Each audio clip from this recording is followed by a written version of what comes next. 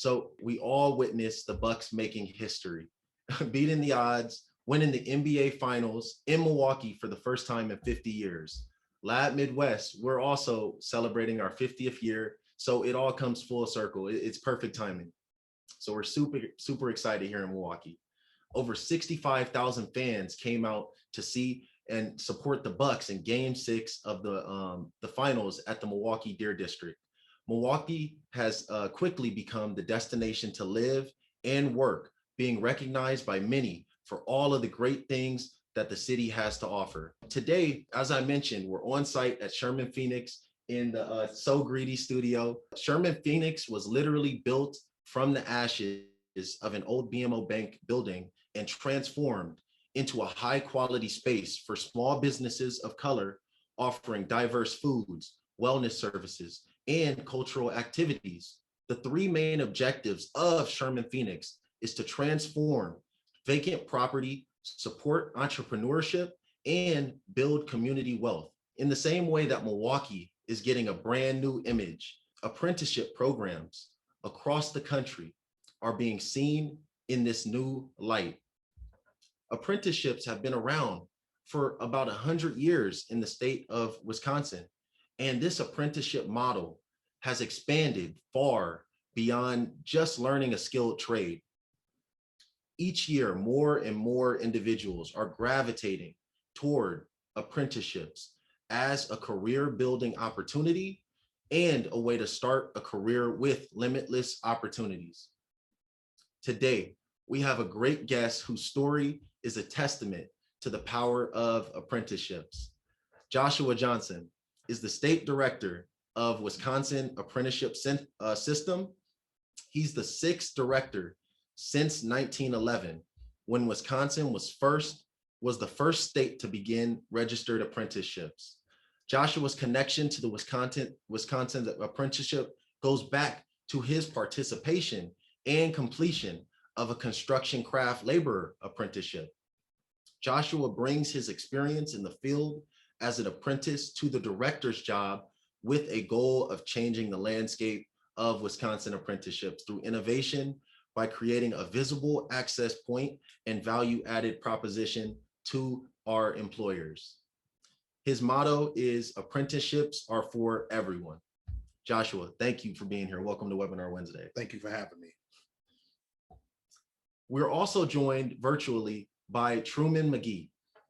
He is the founder of Funky Fresh Spring Rolls. His company was born out of the need for healthier food options for his personal training clients.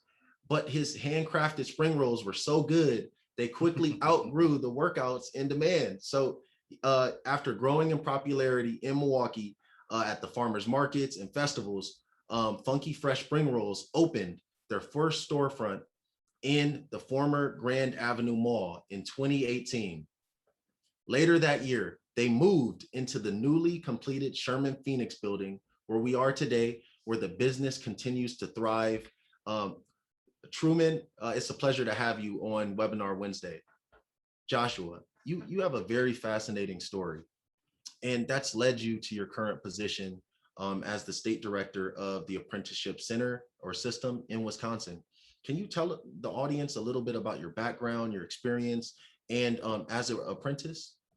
Yes, thank you. And thank you for having me today. And after, getting to answer questions after you give Truman's introduction about Funky Fresh Spring Rolls, I think got quite hungry thinking about some of those spring rolls. Yeah. I could smell them cooking upstairs. But no, thank you for having me today. Very excited. So my experience actually with the Wisconsin Apprenticeship System began in 2005 when I became an apprentice construction craft laborer. And my first task, my first job is when I worked down on the Market Interchange. I worked for a company called Walsh Construction, and we worked on a Market Interchange for 1.5 years. And then that next half of the year, the apprenticeship program I was in for 2 years.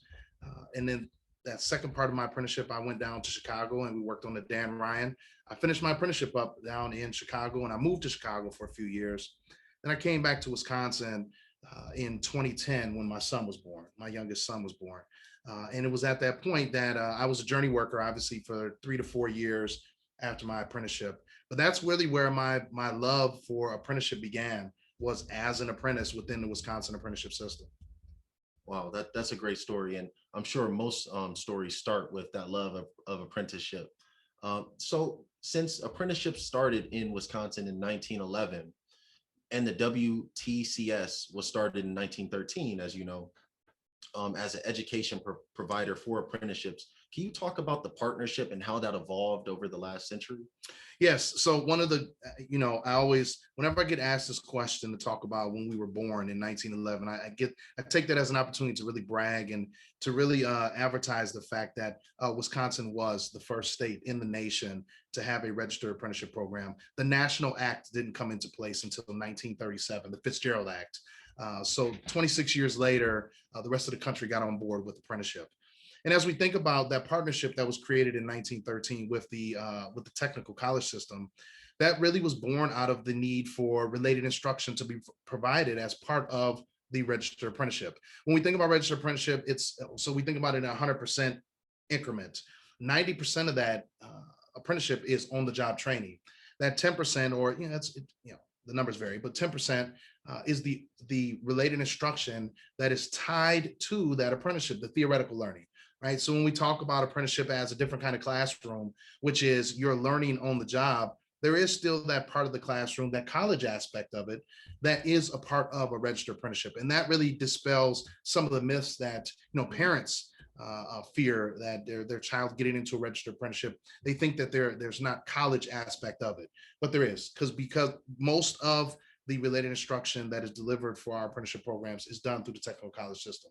So they provide high quality learning, an atmosphere, a very conducive atmosphere to learning outside of the hands-on. But even though in some of the tech colleges, or I won't say in all the tech colleges, for quite a few different occupations that are apprenticeship occupations, they actually have state-of-the-art labs that individuals are still doing hands-on work while at school, which we just see as such a great benefit. And one of the things that we tell our employers, as we talk to our employers about this relationship between apprenticeship and the tech college system, because they have questions. My apprentice is going to be at school, and why are they at school? And can't I just teach them here? Sometimes I talk about it as a competitive edge. Your apprentice is going to be in class with 20 other apprentices who work at maybe 20 different businesses. So it gives the business the opportunity to stay at the cutting edge as well, to know what their competition is doing and how their competition is handling certain things or machines and everything. So just makes it, a good competition, good competitive nature, which is really good for obviously our economy, because then it forces our companies to continue to always improve. So that relationship really, while at the surface, they provide that related instruction for our registered apprenticeship programs. It goes deeper than that. And I think it has much more impactful meaning than just them providing that related instruction. Well, could you talk a little bit about how the DWD is aligning apprenticeship pathways with associate degrees and certification pathways? So this piggybacking off of my last answer, as we think about it, registered apprenticeship obviously been around since 1911. It's a great option for individuals when they're graduating high school, if they've decided they don't want to go to a four-year university, right? Or if they decide I don't want to go to college at all. It's a fantastic option. But what we found out is that for many parents, it's not a valuable option because they think that going into apprenticeship is less than. So just for this answering this question's sake, this past summer, or we're still in the summer, but the past few months, I've been going around the state and celebrating kids who are graduating high school and going directly into an apprenticeship, going directly into the workforce. And what we have is we don't have a normalization of celebrating kids going into the workforce, right? We celebrate kids going to college. We celebrate kids going to the military. We celebrate all these different things that high school seniors do, but we don't celebrate one of the most responsible decisions they're making, which is to enter the workforce, right? Think about the workforce, and we're going to work the rest of our lives at some point, right? Or until we retire. So based off of that understanding and knowledge, I put a huge focus, and this is with the support of Department of Workforce Development as well, huge focus on creating career pathways that lead into whether it's a tech diploma or associate's degree. And what that means is an individual apprentice can be participating in an apprenticeship and they're receiving credits, or they are receiving that actual tech diploma or associate degree as part of their registered apprenticeship. And what my vision of that is so that parents, when they hear apprenticeship and they hear that an associate degree or tech diploma is tied to it, it lowers their barrier of thinking that this is not a good option for their youth, for their student. So it really was born out of that idea that I want to be able to sell apprenticeship to parents. The greatest benefit of it, obviously, is, as we're talking about, we'll talk about going into entrepreneurship, you're getting a skill that you are learning that you'll never lose, right? Yeah. But you're also getting schooling now, and schooling which is recognized, whether it's associate degree or a tech diploma, that is also industry recognized, as well as to us, to the apprenticeship community, that credential, that portable credential that you receive when you participate in a registered apprenticeship and complete a registered apprenticeship, to us, that is humongous. I still carry around my credential today, to this day, from when I graduated from my apprenticeship, because it's so powerful and so impactful. But to many parents, that credential doesn't mean anything. So that's where we thought about how we could start to integrate into associate degree, tech diploma, and then even taking it further. Those associate degree credits might carry over into a bachelor's degree. So we're really in the process right now, thankfully, for USDOL grant money, apprenticeship expansion grant funding that we received, that we're looking at certain occupations to begin to crosswalk them, so that when that apprentice signs that contract, they're also in the process of doing that associate degree or tech diploma. The electricians are a good example here in Milwaukee. They come in and they're going towards their associate's degree as part of their apprenticeship program. So when they're done, they have their portable credential and associate's degree. So we just see a huge value to the workforce by adding those stackable credentials, giving that more validation to an apprenticeship outside of what we already know in the apprenticeship community as a great tool for the workforce. That's a great point. And you touched on it a little bit briefly in your answer, but could you tell me about how the perception of these apprenticeships programs are changing, and particularly for the parents, encouraging their children on these pathways? What do you see there? So we've seen some progress. I will be honest, with our youth apprenticeship program, which I always like to get to brag about them as well. Since 1991, yeah. We are the first and oldest registered youth apprenticeship program in the country, which is a fantastic program. And I'll talk about that a little bit later here in following questions. But we're starting to see those individuals and looking at it and saying, you know what?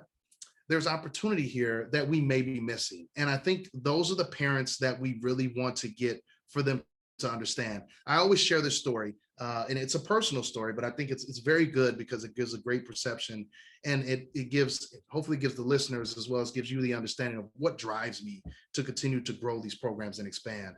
I live in Germantown, Milwaukee, born and raised, but we bought a house in Germantown a few years ago, and the former superintendent there was Jeff Holmes, great guy. We had a conversation one day, and he found out what I did professionally, and it kind of blew him away to think that in his own backyard, he has the state director of Wisconsin apprenticeship.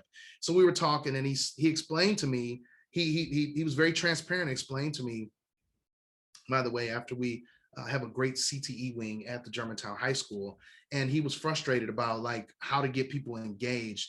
And he shared a story when the juniors and seniors take their ACT test, they set up a field trip for the 9th and 10th graders to go on a field trip to visit manufacturers in that area. Now, mind you, some of the manufacturers in that area are some of our best apprenticeship sponsors. They're some of our longest apprenticeship sponsors that have been around in the Washington County area. So they were going, and they do federal work. I mean, so this is highly classified work. And they wanted to do this field trip. And on the day of the field trip, 60% of the parents called their kids off, and either they called in sick, or, as Mr. Holmes said, they told my son or daughter isn't going into manufacturing. Right. So because of that, as he was telling me the story, first of all, I wasn't surprised. I wasn't surprised to hear the story.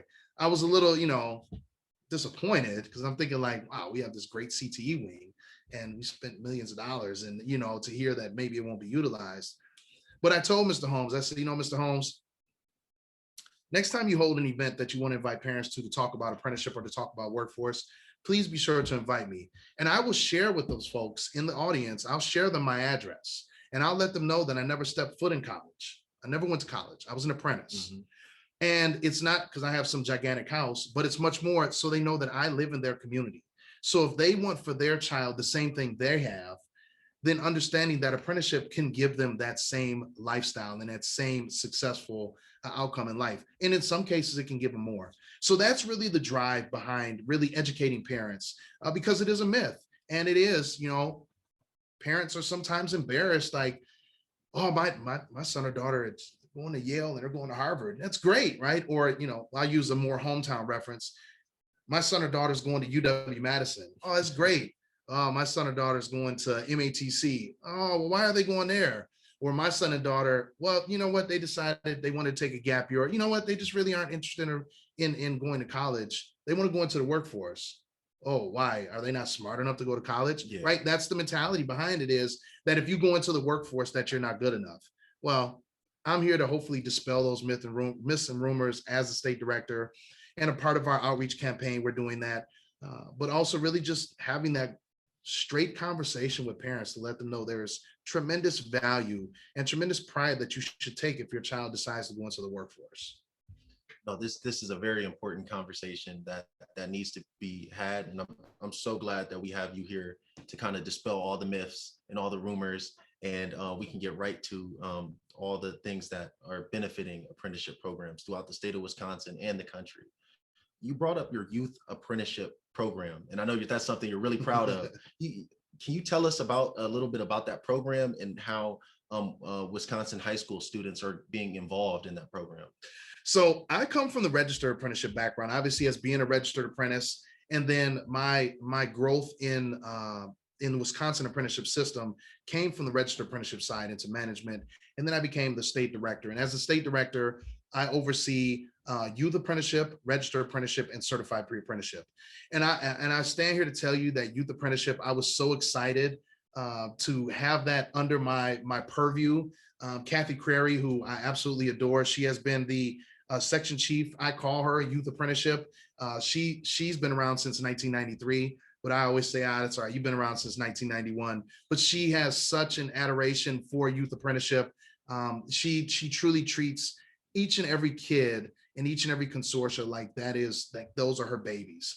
So that program really brings a lot of pride. Obviously, the state loves talking about it. We've seen it's very bipartisan. So is registered apprenticeship, which is fantastic. We get tons of support from all across the aisle and all around, all the political aspects of it. And we look at it and we say, okay, what can we do to continue to improve it? And what we tried to figure out with youth apprenticeship is the one thing that we can do to improve is to make a career pathway intentional. So I'm going to kind of start from the back end of what we're doing and take it to the front end. Because to understand, where and what it was doing, you really need to see where we're going. Youth apprenticeship was created as work-based learning. It was to give a student the opportunity to get some hands-on skill and get prepared for the workforce, right?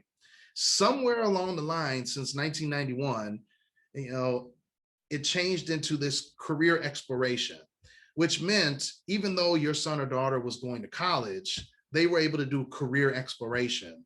And then when they were done with high school, when they graduate, they go on to college, 4-year or whatever, 2-year, 4-year, without going into that field that they did career exploration in. What we're transitioning it back to is work-based learning, but also preparation to enter the workforce with career exploration as a part of it. So what happened is career exploration is deep into youth apprenticeship, because the clusters, the career clusters that are out there, the 11 career clusters, they have a checklist, and that checklist has all these different separate opportunities and different separate things, tasks that the youth will be doing and will be a part of as part of their youth apprenticeship. What we're doing now is we're making it that it's intentional pathway from your youth apprenticeship and bridge into a registered apprenticeship. So that means if you are in, I'll just use manufacturing, for instance, you're working at a manufacturer, your junior and senior year, you graduate, you go work for that manufacturer as a registered apprentice, and you take credit for the youth apprenticeship that you served, and you get advanced standing credit in your registered apprenticeship, which shortens your registered apprenticeship, not tremendously, but also gives you a step up in pay when you enter into that registered apprenticeship. We've seen it successfully used in construction this past summer, where Bolt Construction we've seen, Mortensen Construction, Findorf, just some of the big ones that are around the state that have utilized it. We've seen them have events, big events, where we're celebrating youth who are going straight from high school into registered apprenticeship. So the youth apprenticeship program now it's not really getting a facelift, it's getting an innovation lift. Yeah. And it's really starting to get what Kathy Crary has been trying to do for almost 30 years, which is to create a pathway, an intentional pathway for youth to get into the workforce. And we're really excited about youth apprenticeship and that ability to be able to create that transition. We have 37 consortia across the state, youth apprenticeship consortia, who are fantastic at the work that they do. They really help guide those students and help prepare them. And I mean, they get them everything they need. If they need work clothes, the consortia helps them out. You know, there's so much support done at the youth apprenticeship consortia level, which is tied into the school district. So we see so much, really see so much success in that partnership, that we want to continue to grow it and make that intentional pathway, which is where the youth apprenticeship to registered apprenticeship bridge comes in. We have a document that outlines, you know, how much credit can be taken across, and to help those employers understand too, hey, you had this person working for you for 2 years as a junior and senior high school. They want to work for you for the foreseeable future. Bring them in. You bring them in that registered apprenticeship, and then they're there, they're loyal. And it's funny, you know, as I wrap up the answer to this question, we found out shortly before I became director, we found out that there are many youth apprenticeship employers who don't do registered apprenticeship, and there are many registered apprenticeship employers who don't do youth apprenticeship. So I sat back and I had to think, like, well, that just doesn't make sense. Yeah. Like, that just doesn't make sense. So what can we do to help our employers? What can we do to really give our employers that cutting edge, right? To help us, you know, compete not only statewide, not only nationally, but globally. And what we can do is to give them that outline, give them that ability to say, I've had, you know, Jimmy or Jane here since they were 16 years old. And by the time they're 24, 25, they're one of the managers in my company. So really giving them that opportunity to be highly competitive in a very highly competitive economic system. Another group of individuals who are being impacted by these apprenticeship programs are inmates. Mm-hmm. Could you tell us about how the DWD is working alongside the DOC to provide this opportunity to those individuals as well? So this is another area that is a huge passion of mine. I am an ex-offender. I served 10 years in prison here in the state of Wisconsin from 17 to 27. And it was interesting because when I left construction, I wanted to do, you know, I really wanted to help and give back and make sure that I gave people the encouragement and the motivation to never go back to prison. That was my goal, right? My goal was to create to lower the recidivism rate one person at a time, right? That was my goal. And so I embarked on that after I left construction. It was, you know, as we think about back in 2000, it was just 2010, you know, the word reentry wasn't sexy like it is now. And I love the fact now that it's so heavily used and so heavily funded, yeah. And people see such a value because individuals are coming back into your community, right? That's the key. Most of the people in prison are going to come back into the community. So what are we doing to prepare them? So part of that is two-pronged, what I've done. Because of my passion for it, I decided when I started working in government, that when I got into my management role with an apprenticeship, that I was going to find a way that I could be impactful and help create policies and procedures with the support of DWD, as well as with the support of the Department of Corrections here in Wisconsin. So we embarked on scrapping the whole model that we had for apprenticeship within the prison system. Back in 2016, I took a trip down to Ohio. Me and now it's my current section chief, Liz Push. We took an 8-hour drive to Ohio, and she thought I was crazy. She's like, what is this idea that you have? And the idea that I had, and I sold it to her for 8 hours in that drive. The idea that I had is they had over 1,000 registered apprentices inside the prison system, as in they were registered apprentices doing registered apprenticeship work inside the prison system. And I said, I want to go down there and I want to create a system in Wisconsin like that. We spent 3 days there. The 8 hours on the way back, she was sold. We strategized, we came back, we scrapped the whole process that we were doing, and we embarked on creating a committee with inside apprenticeship or Department of Corrections, the Department of Corrections Apprenticeship Advisory Committee. We got total buy-in from DOC. We got total buy-in from DWD. And we looked at, now we have an opportunity to get men and women prepared prior to their release. What that led to now is we have certified pre-apprenticeship programs and registered apprenticeship programs within the Department of Corrections currently, and that's all across the state. Wow. The next transition of that, though, was this vision I had in 2019 of creating these apprenticeship navigators. Now, these apprenticeship navigators, and I'll talk about that a little bit here in the next question. Their number one goal and number one job task is to help individuals, no pun intended, navigate the apprenticeship system. Well, right now we have 5 navigators across the state, and one is within the Department of Corrections. His number one goal is that prior to men and women being released from prison, they can contact Milton, and Milton can help them get connected to the apprenticeship community upon their release. Also, part of his goal is to continue to grow and expand participation and the occupations that are offered within the Department of Corrections. And that's in registered apprenticeship as well as in certified pre-apprenticeship. A lot of the work that we do within DOC and apprenticeship really comes from my passion of wanting to make sure that individuals have that opportunity when they walk out the door. And it's always funny. I always have to give credit to the person who brought me into my apprenticeship, into the construction world, a man by the name of Jay Titus, who's still a good friend of mine. And when I was filling out my application for Walsh Construction, it's just a quick story. I was filling out the application. 3 interns came walking from the back, and they started looking through this stack of applications. And everyone that looked at it seemed that they all had some type of criminal history, right? So one of the guys says, I would never hire somebody that's been to prison. And Jay Titus looked up at him and said, not me. If someone's desperate enough to steal, they're desperate enough to come to work every day and make money. Well, I didn't know who that guy was, but come to find out, he's the superintendent on this project, on the market interchange, right? And these are just some interns who are just spouting off and saying what their opinion is. And Jay Titus brought me in, and when he gave me an opportunity to explain, I stuck around, I filled out my application, turned it in. Obviously, it goes to the bottom of the pile, and I asked the admin assistant, can I stick around and talk to Jay? And she's like, no problem, go ahead. So when I got a chance to talk to him, I said, I want to say thank you. It's guys like you that would give a guy like me a chance. And when he pulled my application out, he told me, explain it. He was there, and he told me what I needed to do. A couple of days later, he called me and said, you're hired. I need you to report to 6th and State. And from that point forward, he challenged me, and he saw something in me that I didn't see in myself. And that's what I use apprenticeship to do now for men and women that are incarcerated.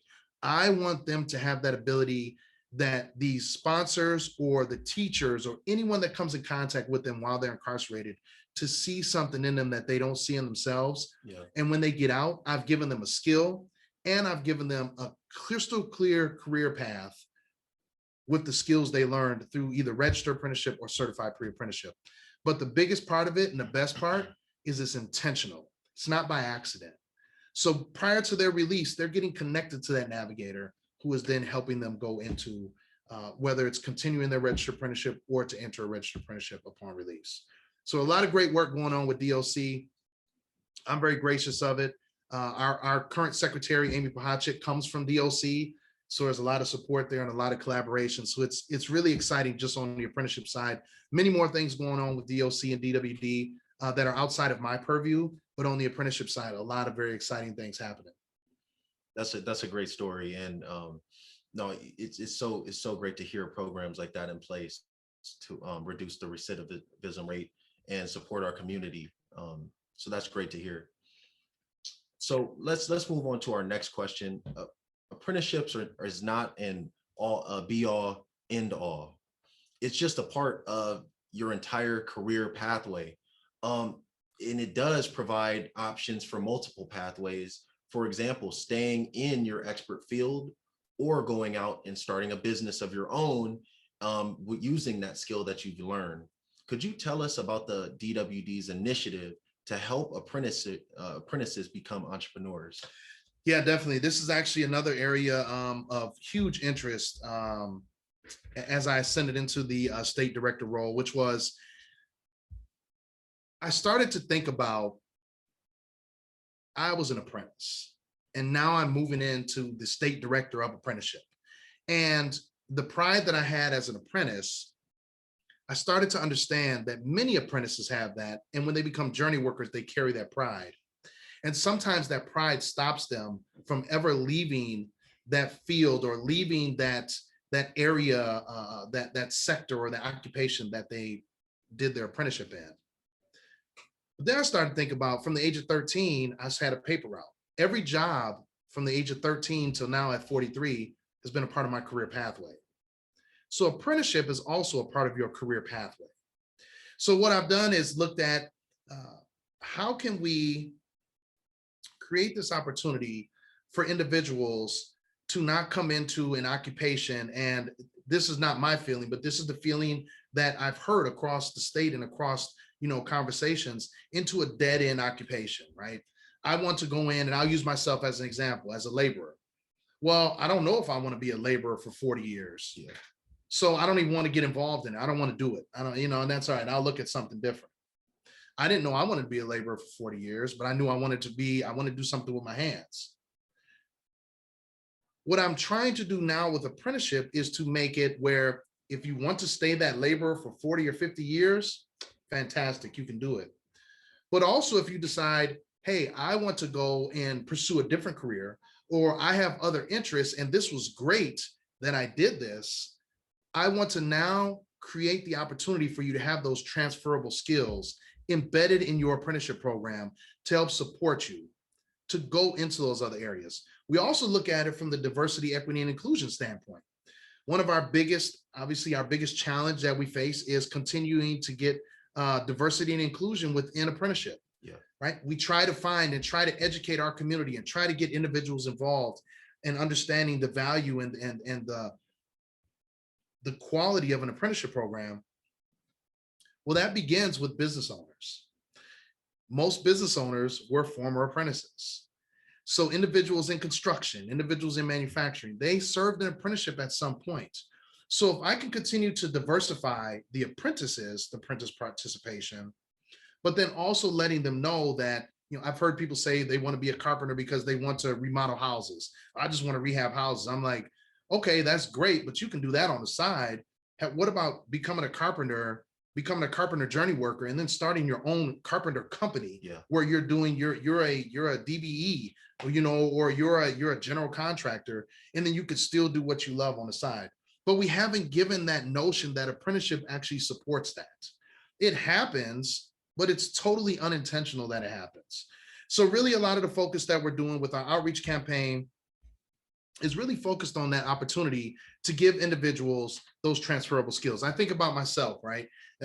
My neighbors, when they find out what I do, it surprises them, right? Because they see me go to work in a suit and tie, but then like on the weekends, I'm there remodeling my house, I'm working on the boat, I'm cutting down this, I'm doing this. And they're like, yeah, we thought you just go to work with a suit and tie on. But it's like those transferable skills that I had building highways for 5 years, those still carry out in my life. Sometimes things don't get done as fast as my wife wants them to get done. Yeah. So it's kind of like a double-edged sword having those skills. But having those transferable skills, I think, are huge, and really outlining that and making it seen as part of that apprenticeship. It creates a little prestige for those individuals coming in, but also creates support, because now it's saying, if you come in as an apprentice laborer, one day you can have a company that is bidding on heavy highway contracts or building contracts, if that's what you want to do. And, I think Truman, the other guest, Truman, we're perfect examples of where you can go and what you can become after completing a registered apprenticeship. And it is totally unintentional, but our goal really is to make it intentional and make those transferable skills, a huge part of what we're doing as trying to sell this notion of the value of apprenticeship. Well, it's so great to have you and Truman both here. Would you mind telling us about your own experience and what led you to Funky Fresh Spring Rolls? Absolutely. So my name is Truman. I'm owner and head roll master of Funky Fresh Spring Rolls. This is such a great and important conversation. I actually just made a post on Facebook about this. A lot of things that Josh was saying about how getting into the workforce doesn't get celebrated like getting into college does, and just being a career pathway is so important. I feel like for myself, one of the reasons I didn't want to get into college was for that reason of, not exactly knowing what I wanted to do and getting in debt, because you can not exactly know what you want to do and get into a trade, but you won't end up in debt. That's kind of the difference I see of getting in trade compared to getting into college. So luckily for me, I went to Milwaukee Tech, which is a trade school, and they push you hard into getting into a skill, getting into becoming a skilled trades person. So when I went there, I was interested in plumbing, but I ended up getting into sheet metal. And then while I was in sheet metal, and at Tech, it was something that was interesting to me because like Josh, I like to work with my hands, and I like to ultimately just be creative. And I was in a welding class, and being able to make different things out of metal, I thought that was cool. I was an X-Men fan, so I loved Magneto. He was like dealing with metal, so it was like, yeah, I kind of live out some of my childhood dreams doing this, even though it was a thought. I love cooking more than anything. Like, cooking was my number one passion. But I didn't know anybody that was chefs. I knew I knew people who knew how to cook, but I didn't know anybody that knew how to cook for a living, what I'm saying, or who's professionally. So and when I went to Tech, I had I wrestled too, and I was a pretty good wrestler, and I had an opportunity to either get into go to college and wrestle. That's what it was for me. And that's like, if you go to college to play a sport, it's the wrong reason to go to college. So it was like, go to college and wrestle. So that's already out of the window. It was getting into culinary school, which, I didn't know anybody that was, that was a chef or cook professionally, or get into a trade. And there's always tradespeople coming to Tech to talk to us. And there was always, and I had people in my family that was in the trade. So it just it made sense for me. So I started a pre-apprenticeship first. I did that for like a year and a half, almost 2 years. And then I got into an apprenticeship, and I was picked up by Butters Fetting. And at the time, I think this is 05 now. The trades were starting to, I think it was pretty busy at the time. And it was a lot of work. And for me, it was just cool to make money at 19, 18, 20, like make decent money. Like, who doesn't want to make money, right? But also just, the projects that I worked on was pretty cool. From, the first project I ever worked on was actually building the Bradley Tech High School, the new school that would take over my old alma mater. So working on Tech, working on different hospitals, working at the airport, working kind of all over. I thought that was cool to be able to experience that. And then just to learn so much. Like, you not only learn about your trade, but you learn about other people's trades, and then you just learn how to problem solve. Like, we always ran into problems, and there's always a way to solve a problem in a trade. So that, for me, that was interesting. And then as I went on, I completed my membership, my apprenticeship. Actually, I went to grab my old certificate. I'm super proud of this thing right here. It was 10,000 hours of work, and I'm super proud to be able to complete it. But unfortunately for me, the day I completed my apprenticeship, I got laid off. It wasn't anything personal. It was more of, hey, it's no work. And honestly, I felt like it was some people that outworked me. It was people that came to work 10 minutes early. Instead of me, I came to work at 6 o'clock. There's people there at 5:50. And it's people who did a little bit more than I did. And that was a lesson in its own. But at the same time, I learned from that. I learned a lesson on just showing up to work on time, or showing up to work on time being early or going an extra mile. And I think at that time too, personally, my heart just wasn't in it no more. And like we said, like, this doesn't have to be a career. It can be a career, fantastic. But if not, it could be something else. So for me, I learned a lot, and the skills I still use today. And I took those transferable skills and I went into the next something that I was more passionate about, which is, food and fitness. And a lot of people always ask me like, hey, do you regret going into the trades? Do you wish you would have just got into culinary school right off the bat? And I said, no, absolutely not. If I had to do it again, I would 100% get into the trades because like I said, the transferable skills I learned from always like Pythagorean theorem, using math, using just kind of using your brain to think outside the box and fixing stuff or being creative. And some tradespeople are some of the most innovative people ever. If you need something made up on the spot, a tradesperson could take a piece of metal and figure out something to make the job complete. And that's just kind of how we are groomed to think while we're out in the field or out in the shop or whatever. So I use those same skills as an entrepreneur, as from just working hard. Like just a basic example. Whenever it was nothing to do on the job site, they say pick up a broom, start cleaning up. That's simple way to stay busy. In the restaurant, same thing. If there's nothing to do, start cleaning up.